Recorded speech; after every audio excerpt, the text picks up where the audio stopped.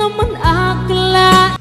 Narito tayo ngayon upang matunghayan ang napakainit, nagbabaga at talaga namang usap-usapan at maraming pinaka-inaabangan na issue ni Ate Erica.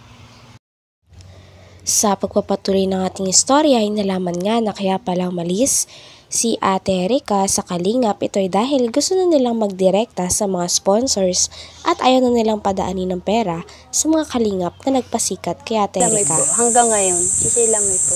Siya po ang nagbabudget ng gastusin sa bahay kasi po yung nanay naman po niya, talo-talon po niyan. Okay. Parang nagbaliktad po ang mundo. Yung nanay naging anak, yung anak ang naging ina. Pero laos Hindi naman baga po si sa... Erica, hindi na iba-vlog ng Kalingap yan. Wala na. po, Nagkano sila ay, kumbaga sa ano kumbaga sa ano, yung nagdirekta sa sponsor. Bawal sa Kalingap yun, na magdirect sa sponsor. Paano kung ayawan siya ni Jun paano na? Kung halimbawa ay ayawan na siya.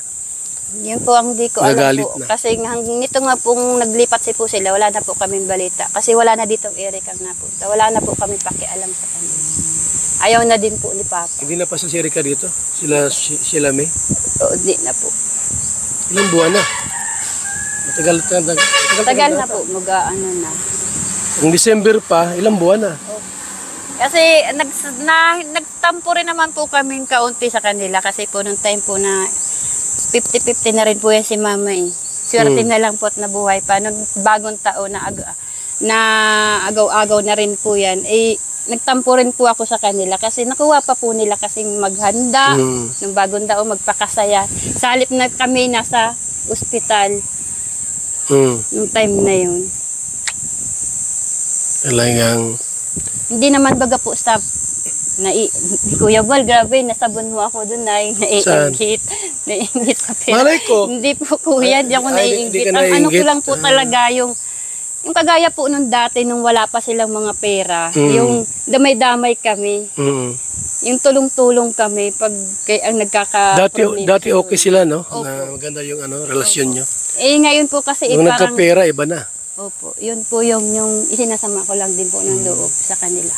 Dapat di sila nagbago. Kung sakali mang iniwan ang Kalingap, sana hindi ka iniwan. Iniwan kayo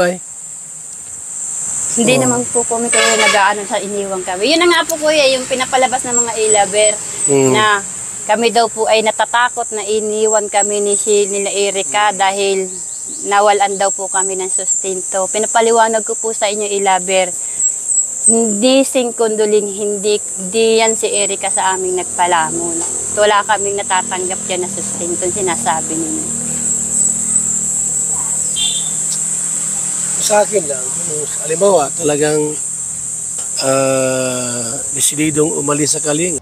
Nilinaw nga dito ng tita ni Ate Erica at ni Sheila May na hindi totoo na nagbibigay pa ng sustento si Ate Erica sa kanyang dating pamilya na talaga naman nagaraga sa kanila kasi maraming bata sila. Wala daw itong katotohanan at gusto lang daw nila na mapabango ang pangalan ni Ate Erica. Bago. Kung sakali mang iniwan ang Kalingap, sana hindi ka iniwan. Iniwan kayo Hindi naman po kami kayo nag-aano sa iniwang kami. Yun na nga po kuya, yung pinapalabas ng mga ilaber na kami daw po ay natatakot na iniwan kami nila Erica dahil nawalan daw po kami ng sustento. Pinapaliwanag ko po sa inyo ilaber, hindi singkunduling, hindi yan si Erica sa aming nagpalamon. Wala kaming natatanggap yan na sustento, sinasabi ninyo. Sa akin lang, halimbawa, talagang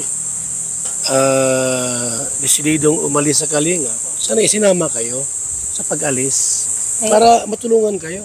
Hindi ko na Sabi rin nga daw, po masyado. bon-bon, binibigyan. Yan nga po yung masakit. Pula pala. Yan po yung gusto nilang palabasin na umano po yung lolo na naman nila. Gagawin na naman po nilang patanginan yung lolo nila para sumikat na naman sila. Para maniwala na naman po ang tao. Nung umpisa po, nagamit yung lolo. Kaya sabi po namin, tama na papa, hayaan na natin sila. Manluloko pala yon yung Opo, ginawa ang nila. gusto ko po talaga, siyempre po nakakahiya lalabas ka ng bahay, parang hindi ka na proud sa sarili mo, iisip mo na po doon sa mga tao nakakakita sa iyo, gayang ka. Ano mensahe mo kay Erika? Ayan, naka-vlog tayo. Ano mensahe mo kay Erika? Kay Erika naman po, wala naman po akong sama ng loob dyan sa bata na yan, kasi kung sa mabait naman po, mabait yung bata na yan. Matulungin din naman po yan. Kaso lang, nadala lang po nito ni ate niya. Kasi kaling magkasunduin ko kayo. Payag ka na magkasundo kayo doon sa kabila. Hindi na muna po, sir. Hindi muna? Hindi na muna, sir. Kasi ang gagawin ko, puntahan ko si Erika sa kasi sila may papuntahin ko dito para magkasundo ayaw kayo. na rin po nung apo. Tay! Wala pong nagalit. Tay! Tay!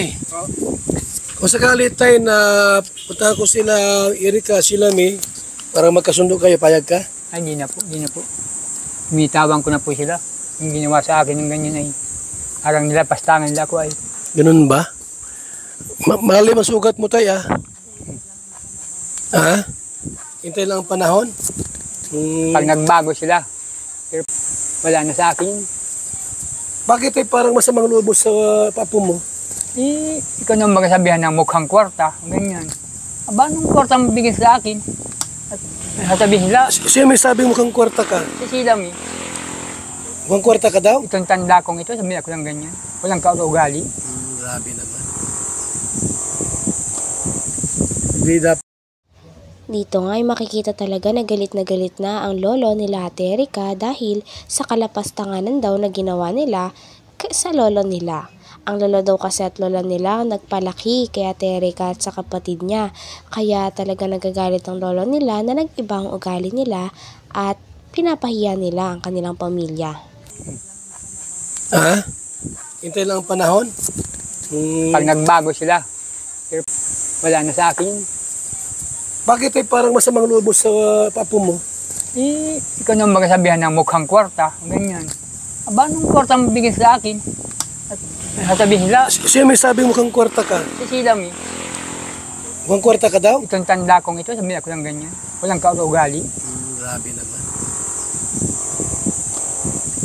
Hindi dapat bilang isang apo, huwag magsalita ng ganon. Sa lulo na sabihang mukhang pera. Saan sila nang galing? Sa amin, Dito nagpalaki. Kami nagparal, kami nagpalaki kanila. Wala silang utang na loob. Bakit tay, sobrang mo sa kanila, hinanakit? Dahil dyan? Yung sa mga winiwikan na sa amin na lapastangan yung mga apo nila.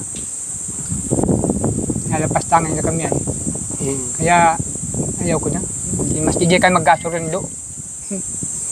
Hindi ko hinangad na magkaalis pa kami. Maski yung ina niya. Yung ina wala din namang kwansan. Anak mo yung ina? Po. Pero bakit ayaw mong anak mo? Ay, hindi nga po marunong magpangaral sa anak. Dapat isang magulang, pangaralan yung anak niya para matuwid. Matuwid yung mga anak nila. Eh wala. Kampi pa. Kampi pa. Kampi pa dun sa anak. Pinagsisiraan pa nga yung nanay niya. Yan daw ay talagang naghahambog lang. Magkasakit. Bakit ganun sila? Ay, awan ko dun. Hindi ko alam. Ha? kasi nung ilabe. Ay, lovers, gumagawa ng kasinungalingan yung iba. Kaya- Opo, yung pinto. Ima Torres po ang laging araw-araw ni Sheila may kausap. Ima, Ima Torres. Torres. malaki ang- Ima Torres po yung, lagi yung kausap nila. yung namumuno po sa ilabe. Parehas po sila ng Sheila. Tamang panggawa ng kwento. Puro paninira. Pangkalkal ng buhay. Yun lang. Wala na po kwebel na kanya na desisyon na magkasurundo pa kami. Wala ka nang paano magkasundo kayo. Ano kung patirahin ka sa bahay nilang bago? Ay, dito lang ako sa butukan. Hindi na ako mag-filter sa gayong mga klaseng tao.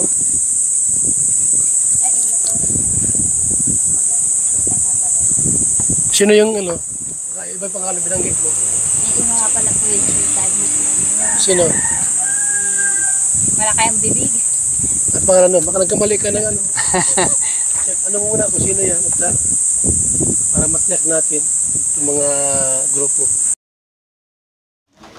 Hanggang dito na lamang muna ang ating napakainit, nagbabaga at talaga namang pinakausap-usapan na issue ni Ate Erica. Maraming salamat sa inyong panunood. Hanggang sa muli. Bye!